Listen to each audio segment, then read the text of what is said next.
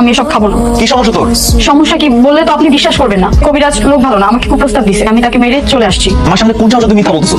আমি সত্যি বলতেছি। নিজের চেহারাটা একবার আয়নার মতো দেখছো? তোরে দেখতে 40 বছর একটা খালামার মতো লাগে। হ্যাঁ, এখন তো আমাকে খালামার মতোই লাগবে। বিয়ের আগে তো খুব বলতেন আমি একটু পরীর মতো সুন্দর, এখন আমি খালামা হয়ে গেছি, তাই না? তোর বিয়ের আগের ছবি এখন আমার ফোনের মধ্যে ওয়ালপেপার দিয়ে রাখছি। এই মনিকা তুই কি একা আসোস? এটার জন্য তো আপনিই দায়ী। 5 বছরের মধ্যে 3টা সন্তান দিচ্ছেন। আপনার সন্তান সামলানো, সংসার দেখা, সেটা করতে গিয়ে তো আমি নিজে যত্ন করাই ভুলে গেছি। তারপরেও আপনার শুকুর নেই। কোথায় আপনার সেই ভালোবাসা? এভাবে তাকিয়ে আছেন কেন? তোমাকে দেখতেছি। মাশাআল্লাহ, আল্লাহ কত সুন্দর করে তোমাকে বানাইছে জানো? একবার তাকাইলে আর চোখে সরানো যায় না। হইছে থাক, আর বলতে হবে না। কখনো আমাকে অবহেলা করবেন না তো? কখনো না। বিয়ের আগে অনেক কিছু বলছিলাম, ওগুলো তো এখন লাইন বাই লাইন ঘুরে বসে থাকার কোনো কিছু নাই। বিয়ের পর কি ভালোবাসা থাকে না? আপনার মনে কি শুধুই অশান্তি? এগুলো অশান্তি না তো কি? তোর কাছে শুধু একটা ছেলে সন্তানই চাইছি, সেটা তুই দিতে পারলি না। তাহলে একবার একটা ছেলের মুখ দেখা, দেখবি সব সুখ শান্তি সবকিছু সংসারে ফিরে আসছে।